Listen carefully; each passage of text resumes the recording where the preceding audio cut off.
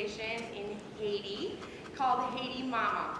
And I will tell you one thing that's significantly changed since I was sitting in your chairs, which is my perception of the title executive director. Okay? It's not all it's cracked up to be.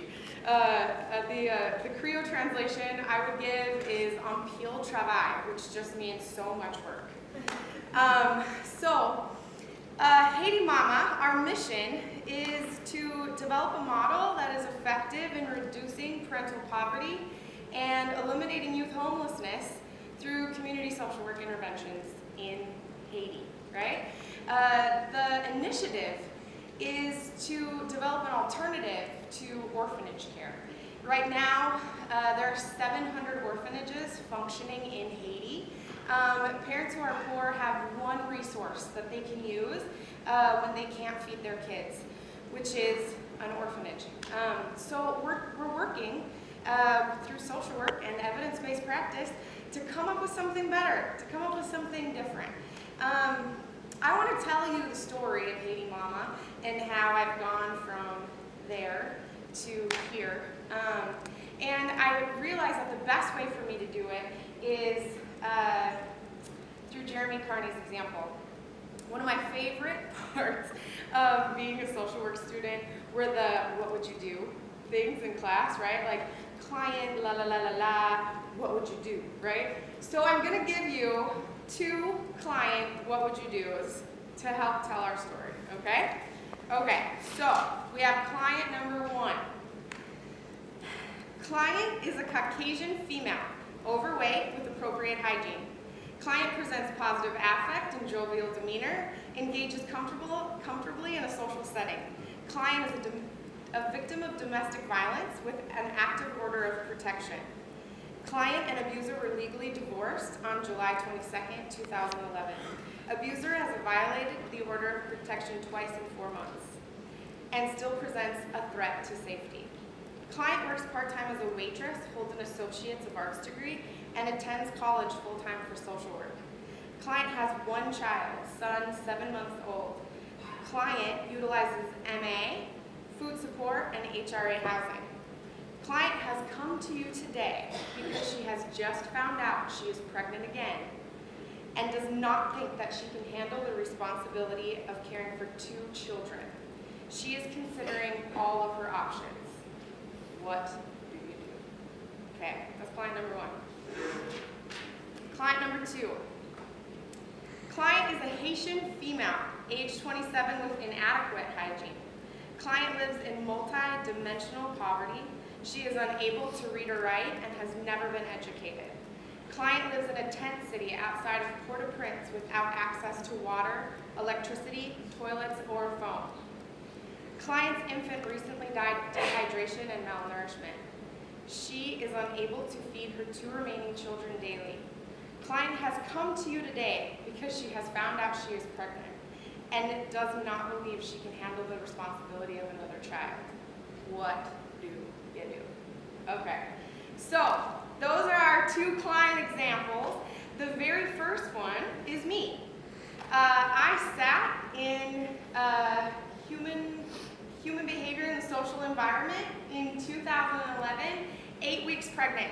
I had just gone through a divorce and from a very abusive man, and at the end of this horrible time in my life, I celebrated by getting pregnant. So I was sitting in Carney's class, 8 weeks pregnant, learning my very first pieces of imperative social work practice and contemplating all of my options. What in the heck am I going to do? I had a 10-month-old and I was now pregnant.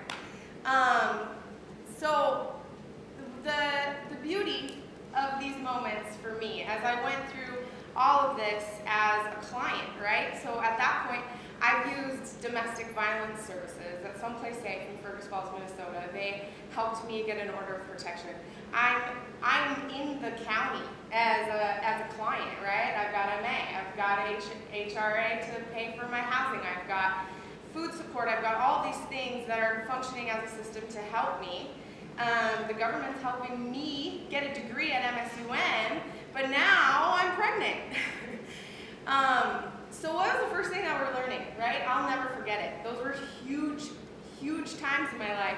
I will never forget learning systems theory. I will never forget the first time that I saw those circles building, because those circles and learning that at that time affected the decisions that I made, right? So what happens to this client, client number one? I graduated from MSUN on time with my social work degree and grew a baby inside of me the entire time. I had a C-section over spring break in 2012 and was back to class in 2 weeks. I successfully utilized my systems to get my degree and move forward, right? It was around the time that I was having my baby that someone said to me, a conservative guy from my town, said to me, "You're a perfect example of someone who's using the system as a hand up instead of a handout." And although, you know, my immediate reaction was just like, punch the guy, I actually like took a step back and thought about it. And I thought, like, you know what? I am going a little bit further than a lot of women in my circumstances, right? And a lot of women in my circumstances, single mothers, have these same formal support systems that I do. I was living in a commune of single moms in this HRA housing, right? So we all had that. We all had the opportunity to go to school. We all had those built-in formal support systems to use to stay alive.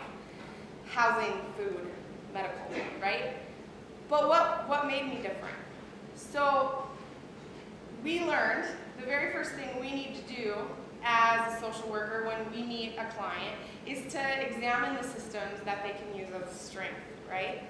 So when conservative man said offensive thing to me, I took that and thought to myself, what is making me unique in being able to utilize these formal support systems differently?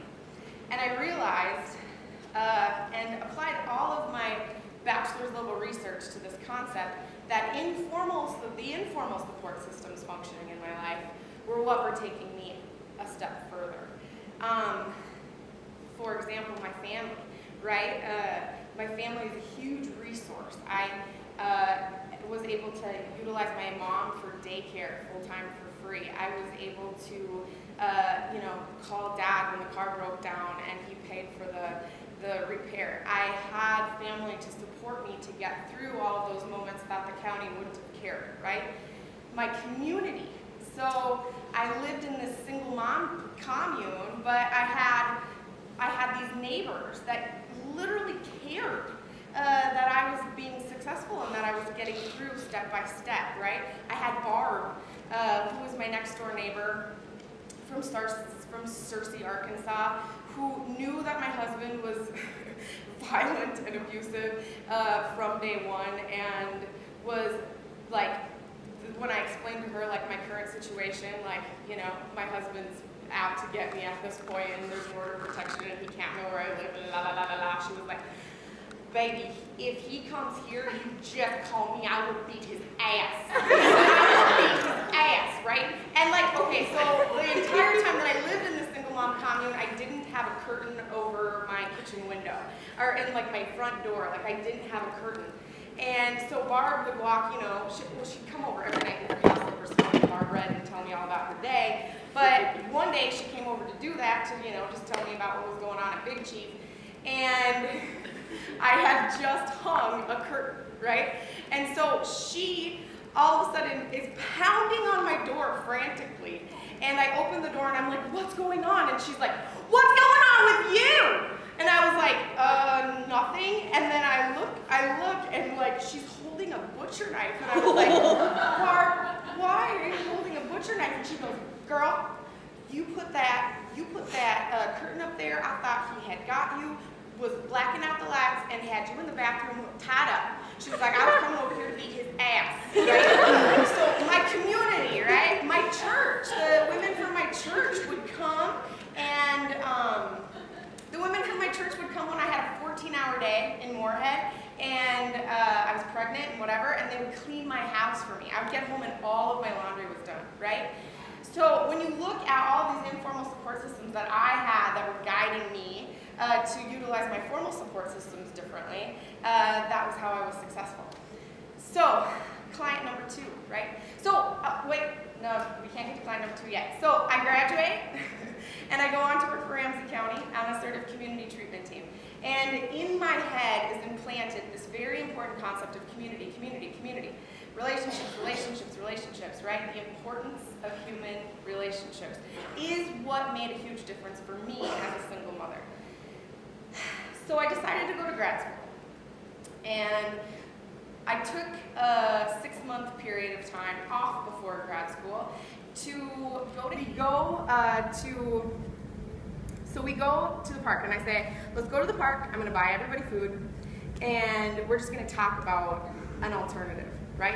This is dumb. Like, this orphanage thing is just, it's not effective, it's not helping anybody, and it makes no dang sense. So let's just, instead of trying to fix the orphanages, let's just come up with an alternative. Let's talk about that. What would work in your country? What could we do instead? And this was the moment that created Haiti Mama. Through football fields of garbage, to climb a mountain, to get into a slum, to find a shack where there is mom sitting there hungry, right? Mom hasn't been able to feed, like client number 1, right? Mom hasn't been able to feed child, and child has taken to the streets to feed himself, and that's why he's there. And through the chaos that is Haiti, mom moved and was displaced, and they lost each other. But the cool part for me when building this model of, an alternative is that just from the very beginning, we have found 12 homeless kids, which would be the moment where everyone starts an orphanage, right? That's why there's 700, because you meet 10 kids that are homeless and hungry, and you think, oh my gosh, I've got to get them off the streets, these poor babies, and you start an orphanage. So instead, we tramped around the slums of Haiti and found all of their families. And now we work on rehabilitation. That's going to be the next part of the model, right? We've got reunification happening, and I've given them the formal support systems that helped me get further. They're all able to eat every day. We make sure that everyone's eating. We provide them with medical services and housing, right? We, as Haiti Mama, have placed 3 moms in a new apartment. They were homeless themselves, right? So we're providing housing, medical, education. These 12, I'm up to 12. Our 12 boys are all in school for the very first time. They're learning to read and write their names at 14 and 16 years old. Like, this is just a completely different culture, So we're providing education, we're providing those staple formal support systems. But because of my experiences and how I've become successful throughout the crazy stuff that I've been through, I know that informal support systems are super important too, right? So the theory that we're using, the premise of the model that we're building is the importance of human relationships, informal support systems, community, family, neighbors, all of that, right? So I am using these 12 families that I have right now as a pilot model. Like, figure out what'll work, test it, right? Evaluate it, apply some research to it, see what works, what doesn't. So we're at reunification and stability. We've got them there. Next, rehabilitation, like getting these people up out of poverty. So when I looked at rehabilitation, and I looked at my own rehabilitation, I realized that if I hadn't had the community, I hadn't had my family, if I hadn't had my neighbors, all of those things, the informal support systems wouldn't have been as awesome.